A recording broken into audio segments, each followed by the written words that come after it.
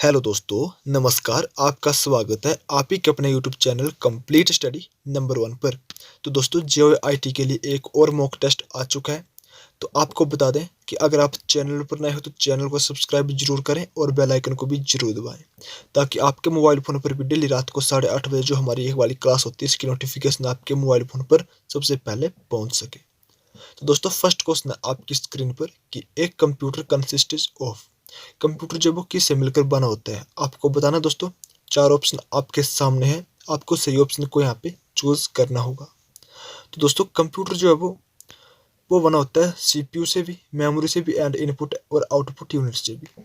यानी हमारा जो क्वेश्चन नंबर 1 का राइट आंसर होगा वो हो जाएगा option number D, all of this. Next question है इंपॉर्टेंट क्वेश्चन दोस्तों। Abacus could perform. अबेकस जो वो निष्पादित कर सकता है। तो दोस्तों अबेकस क्या कर सकता है? एडिशन, सब्सट्रैक्शन, मल्टीप्लिकेशन या फिर बोथ ए एंड बी। तो दोस्तों जो अबेकस है ये एडिशन भी कर सकता है एंड सब्सट्रैक्शन भी कर सकता है। इन दोस्तों ऑप्शन हमारा डी राइट आंसर हो जाएगा, both A and B. Abacus क्या था दोस्तों? ये 1602 ईस्वी में जो वो इंट्रोड्यूस किया गया था। इसको जो वो चाइना ने इंट्रोड्यूस किया था एंड ये सबसे पहला गणना करने का दोस्तों एक यंत्र था जिसका विकास जो वो चाइना ने किया था। आपको याद रखना ये जो वो योग एंड घटाना जो वो दोनों कर सकता था, ठीक है। उसके बाद है अगला क्वेश्चन। क्वेश्चन इंपॉर्टेंट है। The first fully electronic computer in the world. विश्व का पहला पूर्ण इलेक्ट्रॉनिक कंप्यूटर कौन सा था? दोस्तों कौन सा था? तो इसका जो राइट आंसर हो जाएगा ऑप्शन नंबर ए हो जाएगा, एनिक। एनिक जो था वो विश्व का पहला पूर्ण इलेक्ट्रॉनिक कंप्यूटर था। एंड नेक्स्ट क्वेश्चन है आपकी स्क्रीन पर कि which of the following is the smallest computer. निम्न में से सबसे छोटा कंप्यूटर कौन सा है? तो ऑप्शन आपके सामने है। क्वेश्चन इंपॉर्टेंट है दोस्तों, अगर आपको नहीं आता है तो नोट जरूर कर लीजिएगा। तो इसका जो राइट आंसर हो जाएगा दोस्तों वो हो जाएगा option number D, notebook. Notebook जो वो सबसे छोटा कंप्यूटर है, आपको याद रखना है, ठीक है। अगला क्वेश्चन है कि परम इज एन एग्जाम्पल ऑफ। परम जो वो किसका उदाहरण है?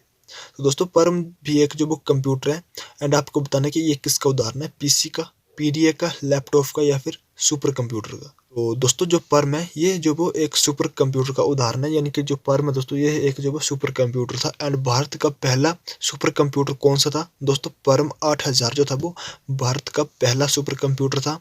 एंड वर्ल्ड का पहला सुपर कंप्यूटर कौन सा था? अगर आपको एग्जाम में आ जाए कि वर्ल्ड का पहला सुपर कंप्यूटर कौन सा था, तो क्राई 1 जो था वो वर्ल्ड का पहला सुपर कंप्यूटर था, ठीक है। आपको याद रखना ये चाइना ने इंट्रोड्यूस किया था। उसके बाद अगला क्वेश्चन कि the CPU is an example of. CPU जो वो किसका उदाहरण है? दोस्तों सीपीयू किसका उदाहरण है? तो क्या होगा इसका राइट आंसर दोस्तों आपको बताना है। तो हार्डवेयर। दोस्तों जो सीपीयू है ये जो वो एक हार्डवेयर का एग्जाम्पल है। आपको याद रखना है ऑप्शन सी इसका राइट आंसर हो जाएगा। नेक्स्ट क्वेश्चन है कि the device which is allowed to initiate data transfer on the bus at any time is called. Device जो किसी भी समय बस पर डाटा अंतरण के प्रारंभन की अनुमति देता है कहलाता है। तो उसे क्या कहते हैं दोस्तों? उसे कहते हैं बस मास्टर, ठीक है। ऑप्शन ए इसका राइट आंसर हो जाएगा, बस मास्टर। अगला क्वेश्चन है कि who invented the micro processor. Micro processor का आविष्कार जो वो किसने किया था? मोस्ट इंपोर्टेंट क्वेश्चन रहेगा आप सभी के लिए। तो बताइएगा फिर इस क्वेश्चन का राइट आंसर क्या होगा। तो दोस्तों इस क्वेश्चन का राइट आंसर हो जाएगा option number C, Herman H Goldstine ने जो था वो माइक्रो प्रोसेसर का आविष्कार किया था। Option number C correct answer. Next question है कि speed of processor is measured in. Processor की स्पीड जो वो किस में मापी जाती है? इंपॉर्टेंट क्वेश्चन है, प्रोसेसर की स्पीड किस में मापी जाती है?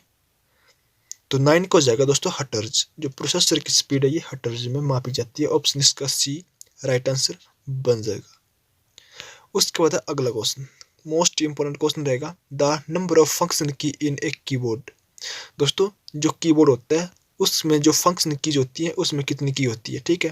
फंक्शन की कितनी होती है? F1 से लेके और कितने तक होती है? तो दोस्तों जो फंक्शन की होती है ये F1 से स्टार्ट होके एंड F12 तक चलती है। कितनी होती है? तो 12 होती है। ऑप्शन इसका ए राइट आंसर हो जाएगा, ठीक है। और कीबोर्ड एक इनपुट डिवाइस है, आपको ये भी याद रखना है। नेक्स्ट क्वेश्चन है कि which of the following is a point and draw device. निम्न में से कौन सा पॉइंट एंड ड्रॉ डिवाइस है? तो दोस्तों point and draw device, point हो गया, क्लिकिंग हो गया एंड ड्रैगिंग हो गया। अगर आपको ये जो 3 वर्ड है कहीं पे मिलते हैं तो दोस्तों यानी कि माउस के पार्ट हैं। क्या हो जाएगा राइट आंसर? माउस। ऑप्शन इसका ए राइट आंसर। ठीक है। नेक्स्ट क्वेश्चन है कि जॉयस्टिक मूवमेंट की अनुमति देता है। Joystick allows the movement with. तो जो जॉयस्टिक है वे दोस्तों 360 डिग्री कोण के मूवमेंट की अनुमति देता है, यानी ऑप्शन सी इसका राइट आंसर हो जाएगा।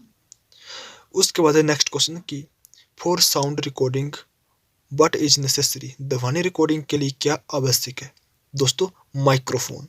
ध्वनि रिकॉर्डिंग के लिए माइक्रोफोन होना आवश्यक है। ऑप्शन इसका ए करेक्ट आंसर बन जाएगा।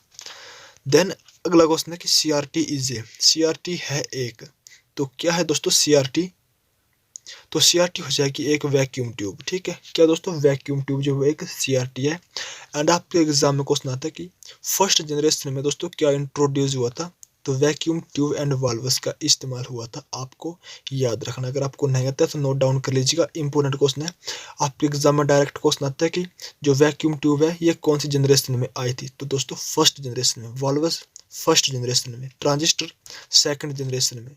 इंटीग्रेटेड चिप तो ये दोस्तों थर्ड जनरेशन में। एंड इंटीग्रेटेड चिप जो किसकी बनी होती है? तो सिलिकॉन धातु की। आपको ये सभी जो क्वेश्चन इंपॉर्टेंट है आपको याद रख लेने हैं। ठीक है। नेक्स्ट क्वेश्चन है कि प्लॉटर क्या है? प्लॉटर दोस्तों क्या है? इनपुट डिवाइस है या फिर आउटपुट डिवाइस है या फिर स्टोरेज डिवाइस है या फिर इनपुट भी या फिर आउटपुट भी, दोनों डिवाइस हैं। तो क्या हो जाएगा प्लॉटर? तो दोस्तों जो प्लॉटर है वे एक आउटपुट डिवाइस है। ठीक है। ऑप्शन बी इसका राइट आंसर हो जाएगा। अगला क्वेश्चन है कि which of the following is the fastest port for data transfer. निम्न में से कौन सा डाटा ट्रांसफर का तीव्रतम पार्ट है? तो कौन सा हो जाएगा? तो दोस्तों यूएसबी होगा, सीरियल होगा, पैरेलल होगा या फिर फायर वायर होगा। तो सबसे फास्टेस्ट पोर्ट हो जाएगा दोस्तों डाटा ट्रांसफर का भी हो जाएगा फायर वायर। तो ऑप्शन इसका डी राइट आंसर हो जाएगा। देन नेक्स्ट क्वेश्चन है कि a half byte is known as. Half byte को क्या कहते हैं? दोस्तों मैंने आपको पहले भी बोला हुआ, अगर आप डेली हमारी क्लासेस देखते हैं तो आपको पता होगा कि हाफ बाइट को क्या कहते हैं। तो दोस्तों जो हाफ बाइट होती है उसे जो वो एक निब्बल कहते हैं। ठीक है। Option number D right answer. Half byte दोस्तों कितने बिट की होती है? तो 4 बिट की होती है हाफ बाइट। आपको याद रखना है 4 बिट की क्या होती है दोस्तों? हाफ बाइट होती है, यानी कि 4 बिट को हम एक निब्बल भी कह सकते हैं। ठीक है। हाफ बाइट को एक निब्बल कहते हैं, यानी 4 बिट को एक निब्बल कहते हैं। और दोस्तों 8 बिट की होती है एक बाइट। ठीक है। कितनी? 8 बिट की एक बाइट होती है। आपको ये भी याद रखना है 8 बिट की क्या होती है? एक बाइट होती है। और 1024 बाइट की दोस्तों एक केबी बनती है। ठीक है। एक केबी बनती है एंड 1024 केबी से एक एमबी बनती है और 1024 एमबी से एक जीबी बनती है। एंड इसी तरह से ये जो प्रोसेस है ये आगे तक जाती है। उसके बाद दोस्तों अगला क्वेश्चन है कि RAM is also called. RAM को ये भी कहते हैं, तो रैम को क्या कहते हैं? दोस्तों मैंने आपको पहले भी बोला हुआ है कि रैम क्या है? तो रैम है एक वोलेटाइल मेमोरी। क्या है दोस्तों? Volatile memory. और रोम क्या है? तो रोम है नॉन वोलेटाइल मेमोरी। आपको दोनों क्वेश्चन याद रखने हैं। जब आप एमएस वर्ड या फिर कंप्यूटर के ऊपर काम कर रहे हैं, अचानक से लाइट चली जाती है और फिर जब दोबारा से लाइट आएगी तो सारा का सारा डाटा हमारा जो वो डिलीट हो चुका होगा। तो दोस्तों वोलेटाइल मेमोरी रैम को कहते हैं उस वक्त। ठीक है। और जब दोस्तों लाइट चली गई काम करते करते एंड फिर दोबारा से लाइट आ गई और जो हमारा काम है वहीं से स्टार्ट होगा, यानी कि दोस्तों रोम नॉन वोलेटाइल मेमोरी। ठीक है। आपको याद रखना है रोम को बोलते हैं नॉन वोलेटाइल एंड रैम को बोलते हैं वोलेटाइल। निम्न में से कौन सी प्रोग्राम्ड सेमीकंडक्टर मेमोरी है? मोस्ट इंपोर्टेंट क्वेश्चन दोस्तों। तो 19 का हो जाएगा ई प्रोम। ई प्रोम जब वो सेमीकंडक्टर मेमोरी है दोस्तों, इसकी फुल फॉर्म होती है erasable programmable read only memory. आपको याद रखना है। एंड आपको दोस्तों S RAM and D RAM ये भी याद होना चाहिए, रैम के पार्ट हैं। ठीक है। S RAM and D RAM जिसकी फुल फॉर्म होती है static random access memory and dynamic random access memory. उसके बाद अगला क्वेश्चन कि what does a decimal number represent. दशमलव अंक क्या निरूपित करता है? तो 20 को हो जाएगा क्वांटिटी। जो डेसिमल नंबर है वो क्वांटिटी को रिप्रेजेंट करता है। Option B correct answer. अगला क्वेश्चन है कि software that is actively utilized by end user is called. प्रयोक्ता द्वारा सक्रिय रूप से प्रयुक्त सॉफ्टवेयर क्या कहलाता है? तो 21 को हो जाएगा एप्लीकेशन सॉफ्टवेयर। ऑप्शन इसका डी जो वो राइट आंसर हो जाएगा। देन अगला क्वेश्चन है कि which of the following is not a type of application software. निम्न में से कौन सा एप्लीकेशन सॉफ्टवेयर का प्रकार नहीं है। तो कौन सा नहीं है दोस्तों, तो डिवाइस ड्राइवर नहीं है। आपको याद रखना ऑप्शन इसका डी राइट आंसर हो जाएगा। जो डिवाइस ड्राइवर है ये एप्लीकेशन सॉफ्टवेयर का प्रकार नहीं है। अगला question, the first computer were programmed using. प्रथम कंप्यूटर जो वो किसके द्वारा प्रोग्रामित किए गए थे। तो जो फर्स्ट कंप्यूटर था दोस्तों, तो वो जो किए गए थे वो प्रोग्राम्ड वे किए गए थे मशीनी लैंग्वेज के माध्यम से। ऑप्शन इसका डी राइट आंसर हो जाएगा, मशीनी लैंग्वेज। नेक्स्ट क्वेश्चन है, मोस्ट इंपोर्टेंट क्वेश्चन रहेगा आप सभी के लिए दोस्तों। आपको बताना है कि Fortran was introduced why. Fortran जो है दोस्तों वो किसके द्वारा प्रवर्तित किया गया था। तो फोर्ट्रॉन को जो किया गया था दोस्तों वो IBM के द्वारा इंट्रोड्यूस किया गया था। ऑप्शन इसका सी राइट आंसर हो जाएगा। ठीक है, IBM जो है दोस्तों एक मशीन है जिसकी फुल फॉर्म होती है इंटरनेशनल बिजनेस मशीन। ठीक है, एंड आपके एग्जाम में अगर क्वेश्चन आ जाए कि फोर्ट्रॉन जो है दोस्तों उसकी फुल फॉर्म क्या होती है, तो फॉर्मूला ट्रांसलेशन इसकी फुल फॉर्म होती है। और दोस्तों साइंटिस्ट इसका इस्तेमाल करते हैं।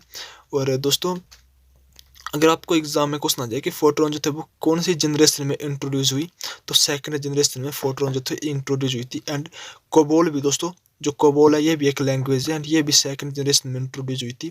कोबोल की फुल फॉर्म होती है common oriented business language and ये जो दोस्तों ये कमर्शियल पर्पज़ के लिए इस्तेमाल होती है कोबोल। एंड जो फोर्ट्रॉन है ये हाई लेवल वर्क के लिए। तो दोस्तों ये थी हमारी आज की एक छोटी सी क्लास। आई होप कि आपको पसंद आई होगी। तो दोस्तों अगर आप भी HPSSC के किसी भी एग्ज़ाम की तैयारी करें या फिर हिमाचल का कोई सा भी एग्ज़ाम हो, किसी भी कम्पिटिटिव एग्ज़ाम की तैयारी करें, तो दोस्तों आप चैनल को सब्सक्राइब जरूर कर दें और बेल आइकन को भी जरूर दबा दें, क्योंकि दोस्तों हम आपके लिए ऐसे ही इंपॉर्टेंट एंड सिलेक्टेड क्वेश्चन जो वो प्रोवाइड करवाते रहते हैं। तो चैनल को सब्सक्राइब करना बिल्कुल ना भूलें। तो चलिए फिर मिलते हैं आपको नेक्स्ट किसी इंपॉर्टेंट अपडेट या फिर नोटिफिकेशन में या नेक्स्ट 8:30 बजे वाली डेली क्लास के साथ। तब तक जय हिंद, जय भारत, वंदे मातरम।